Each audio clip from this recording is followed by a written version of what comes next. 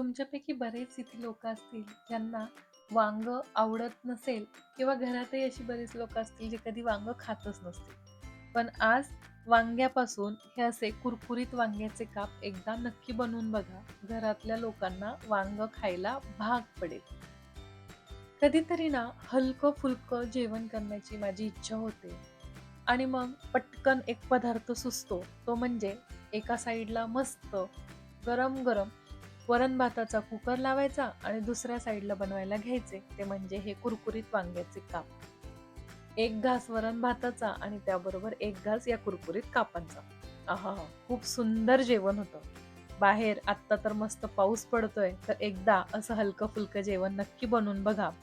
एकदा या माझ्या पद्धतीने जर वांग्याचे काप बनवले ना, तर तुमची मुले रोज डब्याला हीच भाजी दे म्हणून तुमच्या मागे लागतील. चला बघूया कसं बनवायचे हे वांग्याचे कुरकुरीत काप. वांग्याचे काप बनवण्यासाठी अशा पद्धतीचं एक मोठं वांग घ्यायचं. हे भरिताचं वांग असतं. या वांग्याचे आपल्याला गोलाकार काप करून घ्यायचे आहेत. हे काप आपल्याला खूप पातळही कापायचे नाहीयेत आणि खूप जाडही ठेवायचे नाहीत. मीडियम आकाराचे गोल असे हे काप करून घ्यायचे. मी या पद्धतीने इथे सर्व काप करून घेतलेले आहे. आता एका भांड्यामध्ये पाणी घ्यायचं. त्यामध्ये साधारण एक मोठा चमचा मीठ घालून घ्यायचं आणि हे सर्व वांग्याचे काप त्यामध्ये एक अर्धा ते 1 मिनिटासाठी भिजत ठेवायचे. भिजवून झाले की नंतर एका डिशमध्ये काढून घ्यायचे. आता आपण याला लावण्यासाठी एक पेस्ट बनवणार आहोत. तर त्यासाठी इथे मी पाव चमचा हळद, एक छोटा चमचा काश्मीरी लाल मिर्च, एक छोटा चमचा आपलं घरचं लाल तिखट, एक चमचा धना जिरा पूड आणि चवीनुसार मीठ घालून घेतलं आहे. यातच मी एक चमचा कोकम आगळ घालून घेणार आहे. तुम्ही कोकम आगळच्या जागी लिंबू किंवा मग चिंचेचा कोळ सुद्धा वापरू शकता.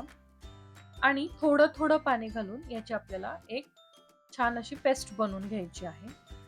आता ही पेस्ट आपल्याला वांग्याच्या कापांना दोन्ही बाजूनी व्यवस्थित लावून घ्यायची आहे. त्यानंतर आपण कोटिंगसाठी काय साहित्य लागणार आहे ते बघूया.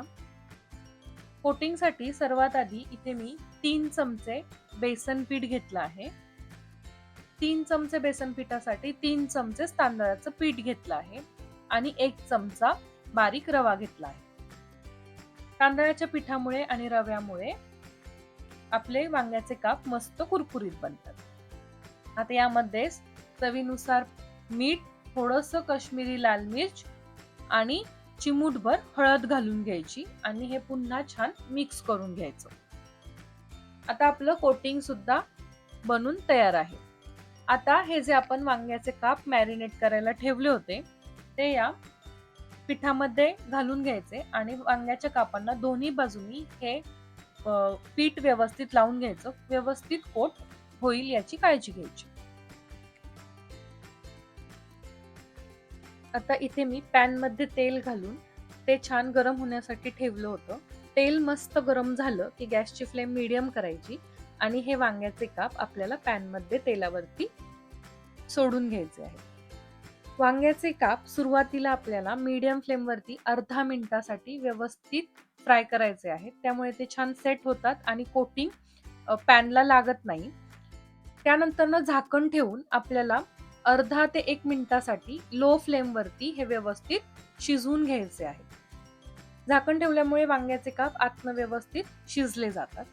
अर्धा ते 1 मिनिटानंतर आपण झाकण काढून घेणार आहोत आणि पुन्हा लो टू मीडियम फ्लेम वरती अर्धा मिनिटासाठी हे काप छान फ्राय करून घेणार आहोत. त्यानंतर हे काप आपल्याला पलटी करून घ्यायचे आहेत आणि दुसऱ्या बाजूने आपल्याला झाकण न ठेवता अर्धा ते 1 मिनिटासाठी फ्राय करून घ्यायचे आहे.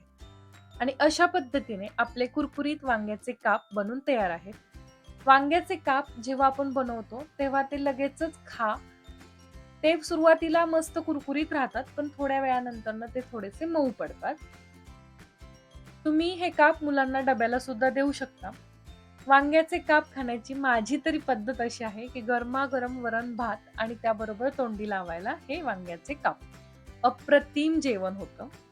तर तुम्हाला आपली ही आजची रेसिपी कशी वाटली हे तुम्ही मला कमेंटमध्ये नक्की सांगा.